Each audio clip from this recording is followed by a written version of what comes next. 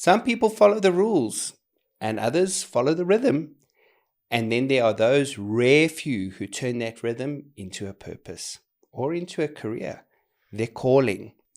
Today on 8 Points Up, we're sitting down with one of South Africa's most celebrated DJs, a woman who took her fire for music and spun it into a 20-year legacy of vinyl, energy, and pure passion. Abby Nurock isn't just a beat maker, she's a movement. Ranked in the top 15 DJs according to DJing.com, she's played to crowds who don't just listen, they feel. To curated Spotify playlists and guest spots on YouTube's Mr. Vinyl, Abby's soul is in the spin. She's here with us today to talk about turning that fire into purpose, and we are beyond excited to have her with us. Hey, Abby. Hey, Jay. How are you doing? I'm good. How are you? Good, thank you. So on top of everything, you celebrated your birthday on Monday. I did. Don't ask me how old I am. I won't, but happy birthday. Thanks. So you've got this wonderful career as a DJ. Tell me something before we even get into that. How are you really? What's the rhythm of your life right now? So the DJing was a happy kind of mistake, I guess. I started, like you said, over 20 years ago, and I was just playing for friends and in bars and in clubs and wherever I could get as much airtime as I could. Mm-hmm. And it was just, I was paid in tequila and pizza, whatever else. Yeah. But it morphed into something that was kind of more sustainable and became my career by mistake. I still had jobs and I still did my thing. Yeah. And it's really taken off organically and become something that I am, that is my sole purpose and my lifeline. So I really am lucky. I'm one of the few that does get to call this my career. Yeah. And something that I love doing at the same time. So if we just go back a few moments, where did the passion for music, where did it come from?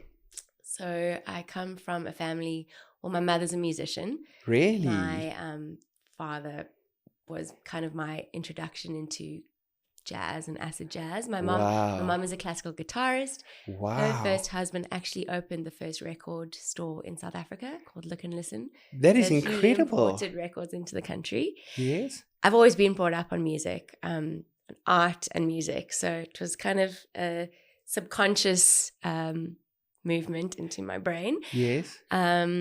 I collected vinyl from a very young age. I was always privy to it. I always had music in my kind of periphery. So it was a no-brainer. Yeah. Tell me, what's the love affair with vinyl? I learned how to play on vinyl. I love its tactile nature. I can tell that if there's something that's gone wrong, I can figure out the problem. I'm a very kind of analytical person. So computers and technology and me don't really gel. But if there's something wrong with the record, I can understand it. You can pick it up. You can hear the sound quality difference. It's much warmer. It's much richer. Because I'm an artist as well, I love working with my hands. I used to make jewelry. So it's a very immersive, tactile experience. And I like its holistic live appeal.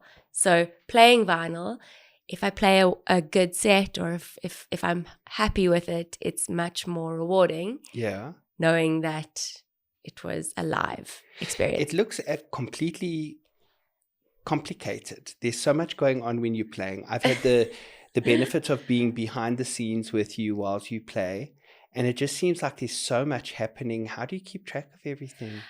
Have you seen how chaotic I am? It's chaotic. Listen, organized chaos is me. As much as I try and keep my things together, it's just by the end of it, it's chaos. Yeah. But it's also like riding a bike. I play so often that it's second nature. Yeah. And it's, I can't give you an answer. It just happens. Okay, so you had this passion for music that was developed through your stepfather and your mother and your dad. Was there a particular sound? Was there a particular type of music where you thought to yourself, wow, that is something that I need to be part of. That is something that I want to, curate in my own life? Was there a particular sound that you went for? Well, I guess it started off based in jazz, which then Yeah. led to like an acid jazz, Yes. and then house music from when I was in high school, listening to YFM and Metro and Oh, DJ Fresh, yes, and I was just it yes. was such a DJ pinnacle. It was such a Fresh. pinnacle moment in like Yeah. my music discovery that I really loved it. Yeah. Also, I loved disco. I mean, I love disco. yeah, it was rooted in kind of my family's 70s Yes. aesthetic, and yeah, it all just kind of together built this love for, I don't know, I guess house music is primarily, Yeah. and that has evolved into kind of different versions and, you know, more electronic sounds. So I can't say particularly what sparked it off, but I think a collection of different music influences. Brilliant. I also learned how to read and write music. So I think classical music also kind of played a part to understand how music is composed. So it's, Yeah. I think, all of it. So, Abby, just take us back to, all right, so you're young, you've decided that music is a passion for you, you're pursuing this passion. At what point did you decide, or let me go back even further, was there a time where you were debating the decision of whether or not to study something generic, to get a normal job, or go into music, or did you just leave school straight and decide that music was what you were going to do? No, I actually, I took a gap year, and Okay. I, to the sadness of my family, didn't go the typical university, get a regular job degree route. Okay, But yeah. I did study at Vega, and I got a BA in visual communications, and I was in advertising to start off. So I was an art director, and I loved that too because I Yeah. feed off creative strategy and art conceptualization. So that was primarily my job and what I started. And music was always in the sideline of the background, and I did it occasionally. And there was never really a decision that I consciously made to do one thing or do another thing. I was always a hustler, am always a hustler, will always be a hustler. Yeah. So I've always got a few things on the Me go. too, yeah. Couple of businesses in the sideline. I'm an Yeah. entrepreneur. So I've, other than relying on, you know, a job at certain times for, you know, stability purposes. Yeah. Yeah, it was never a conscious decision. I'm never saying this is what I do.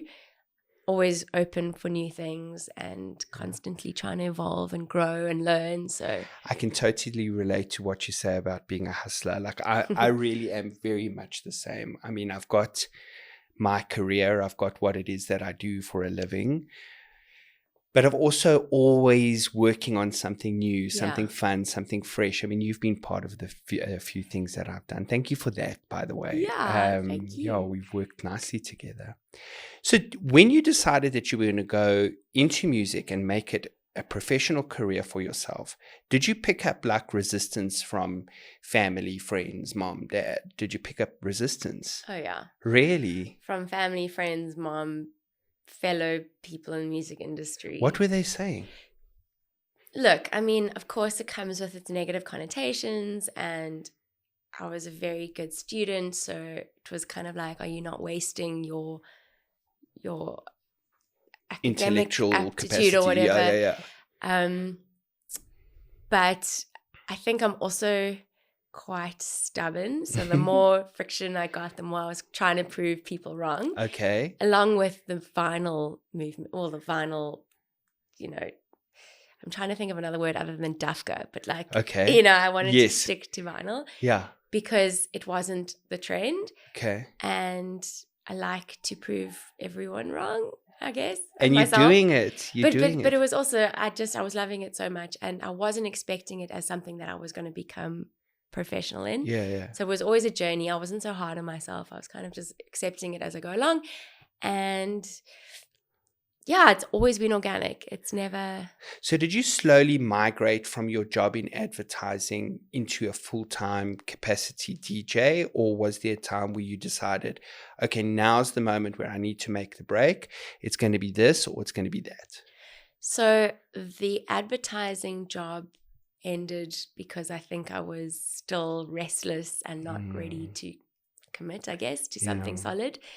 The DJing was always in the background. I went and did a stint on the yachts. I lived in Mauritius. I worked at Club Med. I was kind of, I needed to do as much as I could as like a student or younger. With the music continuously going in the background, I also kind of wanted to get as much experience in life as I could. I came back actually and started my own jewelry business with the DJing happening. So it was never, I'm going to stop this and do that. Okay. They've kind of always merged. Kind of morphed from one into another, Because it's volatile, because it's seasonal. Yeah. I've always had to have something in the background to compensate. Do you still do the jewelry or? It's on ice for now. I've still got, I couldn't get rid of all my equipment because I also invested a lot of time and energy and money.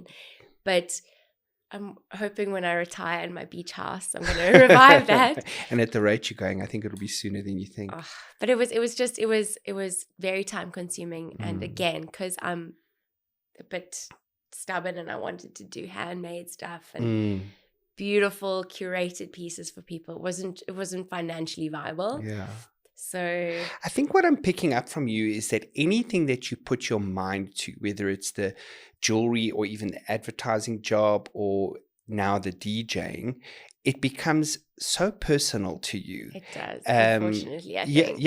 And that's great. That's great, because when you really love what you do and you light your own fire, then getting up every day to face your day just becomes so much easier. Yeah. And I'm a great believer in the first step to truly loving yourself is being able to wake up every day and love the life you're gonna lead. You know, when you're waking up every day and you're like, oh, I've got to go to this job and I hate my boss and this and that, it's naturally you're not going to love the life you're living. And you're not going to put as much into Exactly. it. But you talk with such passion with all your projects that it's clear to me that you are a living testament of someone who's living their fire and truly loving their life. Do you feel like you love your life? I do. And I'm very grateful. I will say that you can still find a job that you love and can be more than just your passion project. That absolutely. I had another tech job, which I loved as much as I love the DJing. It was for an app and it was kind of community management and being the interim between back end and front end and actually meeting people who needed what this app provided. Wow. And that was also interesting because it was tech as well, which is completely out of my wheelhouse. I love like being challenged. I love, again, showing that I can do it and overcoming it and being relevant and helpful. And I think that is also fuels my passion is helping people, whether it's through music or whether it's through connection or community. So that I loved, and unfortunately it was a startup, so it didn't make it through. But I'm nothing ventured, nothing gained, exactly. Right? Yeah. But again, I'm always on the hunt for something new or for something interesting or completely different, you know? But still having the passion outlet. No, absolutely. And I'm so glad that you said that, because I find with a lot of people that I talk to, and maybe even I was like that myself, just like you say now, we were talking about that break moment where you decide, okay, I'm going to be a DJ or I'm going to be a jewelry designer or whatever the case may be. I also can clearly remember when that cosmic kick hit me and I was like, I've got to make a decision. Is it this way or is it that way? So it was for me a little bit more black and white than it was for you, because you kind of morphed from the one to the other.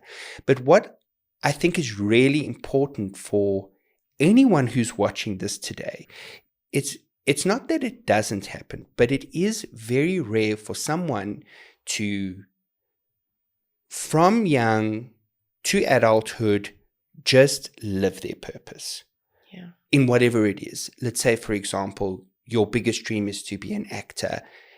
From day 0 to day 100, you get to be an actor. It's kind of like an anomaly that doesn't exist, right?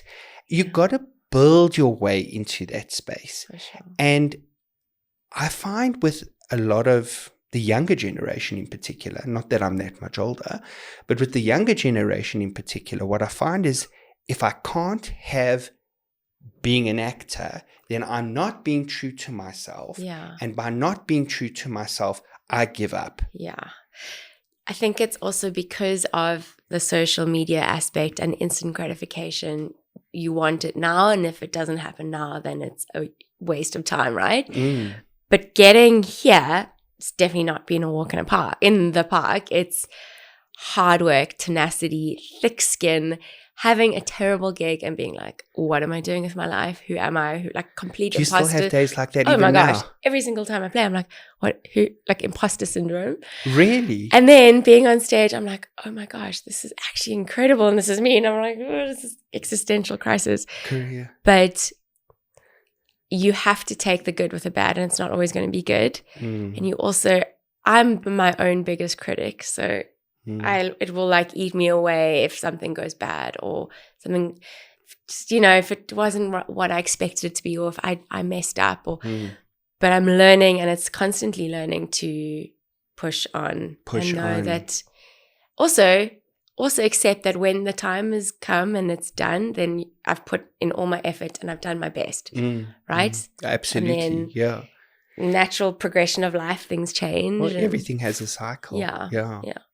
So would you, you've just said that getting to where you are today, it's taken a lot of sacrifice, a lot of effort, a lot of grit and grind. And you didn't just wake up one day and are Abby Nurock, number 12 DJ, South Africa. Hell no. And you still have bad days, right? Yeah. So I think what is so powerful to take from that message is that we can all live our purpose. We can all light our own fire in our own individual ways. It just takes a lot of effort.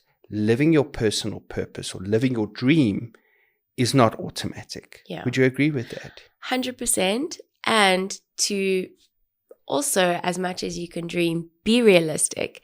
Know that like it's going to ebb and flow. To have something that can back you up, to have another sideline career, to have, so that you don't put all your eggs in one basket in case of the volatility of life and things happen. Yeah. I've learned that. I've done this my whole life. But I'm also, it's toughened me up to know it's not the end. You got to start again. You can do this again. And of course, it's all smoke and mirrors when you see things on Instagram, but real life is real paying life. the rent, paying the car, Totally. Putting petrol in the car, doing this or doing that. So still keep your passion by not being as hard on yourself if that doesn't happen instantly or if it goes up and falls and kind of swings. Yeah. So and be a little bit more, what's the right word? Be a little bit more considerate to the situation. Yeah. And if you are, like, for example, wanting to become a dancer or an actor or a singer or anything outside of, anything that is your passion, and you need to work the waitering job to keep the rent paid, or be humble. Yeah, be humble. You're not too good for things that need to happen. Exactly, yeah. So sometimes we need to sacrifice in being the waiter, in having the full-time day job, in doing whatever it is we need to do to keep ourselves comfortable and financially secure, safe, and work on the passion in our part-time until, like you, one morphs into the other, or like me, you hit a cosmic discussion that happens within you and you're like, right, you're at this turning point. Which direction are you going to go? For sure. Yeah. Also having the courage, like you said, not to listen to the negativity around you. So it's hard because we all rely on affirmation and we want praise. But if you want to succeed, you have to kind of be thick-skinned. Yeah. And be committed to the project. Yeah. And understand everything that project is going to entail. Yeah. Like, for example, I'm sure when you were picking up so much resistance with your family and your friends and your circle. Look, my family is now like my biggest supporter. I'm sure they are. Yeah. But in the beginning, this was completely new for them. It was new for you. And although they wanted the best for you, they worried for you. For sure. I think it's also very important that one understand all the dynamics of what it is, what the risk is that you're going to be taking. Yeah. So like for you, becoming a DJ, understanding how is it that you're going to make money? How do you advertise yourself? What separates you from the rest? How do you sharpen your skill? Yeah. Maybe taking time to polish up all of that before making the big decision on moving from one to the next is also something that needs to be considered. Also, I mean, the fact that it's easier said than done, even if you're talented, a lot of people don't have the resources or the connections or the, it saddens me that so many people have so much talent, but are like, on the outskirts of, the norm, or in places that don't have access to equipment or studio space. Or so also from a call out to people, giving other people opportunity is huge. If I wasn't given opportunity by other people, by other DJs, I wouldn't have had this opportunity now, So Really? it is also relying and reaching out to people for help, to help you say, I will DJ in this bar for nothing just to get experience to, I know it sounds shit, but sorry. No, it sounds bad. But you do need exposure to start off. 100%. Then the exposure excuse, no. Yeah. Own your value. Space. Yeah, 100%. Yeah. I'm so happy that you touched on that topic, because that for me is a very sore point in the South African climate. Yeah. When I was younger, I don't know how old you are, you don't want to tell me. But when I was younger, I do remember we were able to go watch the ballet in Pretoria. We were able to go and listen to the orchestra at the Linden Auditorium. There was a lot more live performance. There was a lot more entertainment coming from people sources, like, you know what I mean? Yeah. And as time has gone on,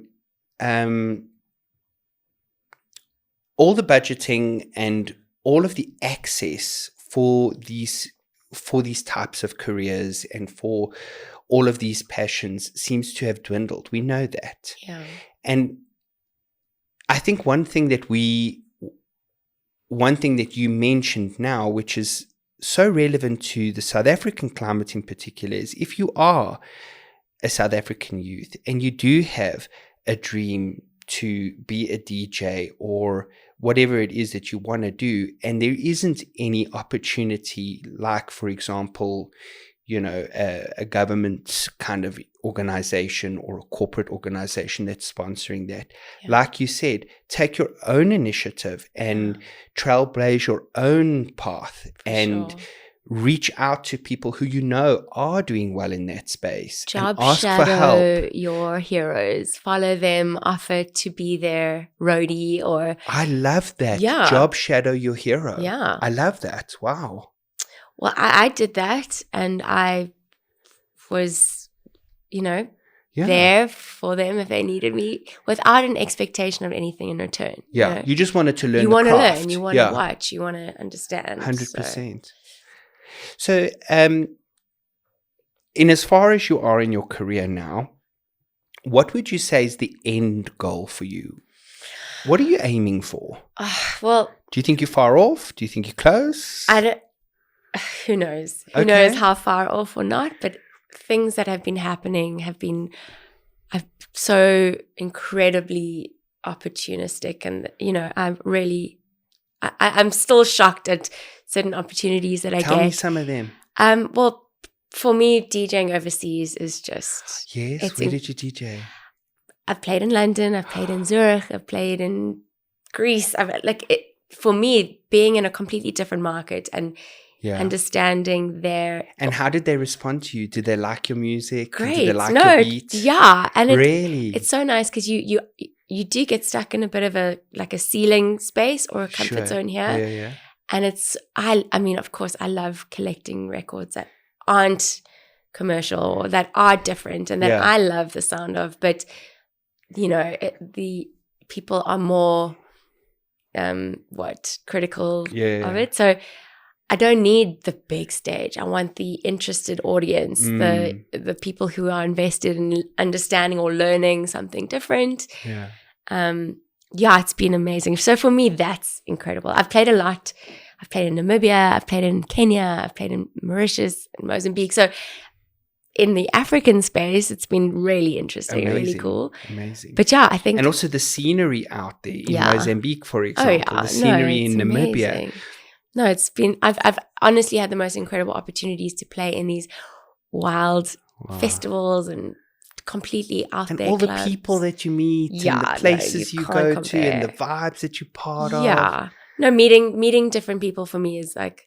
That's what I love, is going completely different cultures, meeting, just understanding everyone else that you don't already know. Yeah. You know? Exactly. Is there anything up and coming that we need to keep our eyes and ears open for?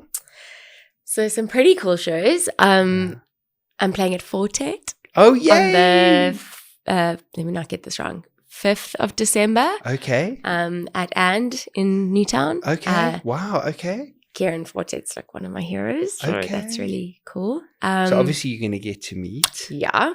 So excited. I'm playing at Go Festival later on in middle of December with Carlita, which is great. Fantastic. Wow. Cape Town in December, New Year's for Beyond the Mountain and at Sexy Groovy Love. I'm playing at Cunha, which is also really one of my favorites. Yeah. My highlight. It sounds like you're busy. Yeah. I'm very lucky. My highlight is Fabric in January. Okay. Yeah. I don't know anything about Fabric. Tell me about it. So I was really lucky to play at the last year's one with Axel Bowman and Ben UFO and some of my like heroes. Yeah. This one coming up has got Marcel Detman and Gerard Jansen, like huge guys that I completely worship. So really, really exciting shows. Again, my goal is to play alongside these people. And I mean, people who I grew up worshipping, and I have all their stuff on vinyl. So it's like, it's incredible. But very excited for what's happening ahead. Well, Abs, it sounds like you've really got a busy year to the end of the year and then a bang in January. So I'm really excited for you, and I'll be keeping my eyes and ears open. If there's anything that I can attend, I absolutely will. Please. I'd love to, actually, Also, like, I've always got my +1 tickets, so call me. Yeah. I will. Yeah, cool. If you can say one thing to somebody out there who is in that space where they thinking about, how can I turn my fire into my purpose? Or someone out there who's just sick of the daily grind and needs to make a change in terms of their career. If you can say one thing to those people, having gone through what you've gone through, what would you say? Sure. I think be tenacious, work hard. Also, put yourself out there a bit, make YouTube videos of yourself bedroom DJing reach out to people if you want a song that you've produced to be played, or go to the bars that you frequent and say, listen, I'd love to have a shot. I'm new. I don't expect anything. I'm happy to open for the DJ. Slowly but surely, you start building relationships and you put yourself out there and you become au fait with the people who are attending those places. You do have to put in the manual time and energy. Put in the effort. And then obviously just, don't expect everything at once. Even if you just get an opportunity to be in that space, take it and work your way up there. Or if you're lucky, maybe you meet the right person or people and you get your lucky break. You never know. 100%. But also, I think the hardest thing now for people up and coming or wanting to change lives or career paths, obviously social media is super cutthroat and people are always comparing themselves to other people who are doing well or succeeding. You've got to cut out that noise because it can be super depressing, or, you know, you can't compare yourself. You have to stay in your lane. Yeah. You're different to other people. Your music's different to other people. Even if it's not, you've got your own flair and you need to hone in on that. Yeah. Don't be despondent by other people's success or failure. Yeah. Don't compare yourself to what's happening around you. Keep your focus on what you can do best for yourself. For sure. And support your fellow people. 100%. There's room in this world for a million more 100%. producers or DJs or performers. And Abby, that's something I've got to say that I really love about you. You know, for the party that I started, when I reached out to you, you supported me. Yeah, it was such a cool party. I know, it was such a cool party. So cool. I need to bring it back. Yeah, and when I, you know, I'm sure the viewers don't know, but when I started like playing around DJing, you supported me, and you know, a lot of what you say, you do. And I love that about you. That's nice. Thank you. Yeah, you're authentic and you're mindful, and it really is a pleasure to have you on our show here today. You've made an impact. You really have. Good. Thanks. Okay, cool. Well, yeah, integrity is huge for me. So absolutely, do what you can. Also, don't force it and don't brown nose people. But be real. Yeah. Yeah. Don't play the players, play the game. Totally. But do it with your own authenticity. 100%. Amen, sister. Amen, Kwa. Thanks, Abs. Thanks, Jay.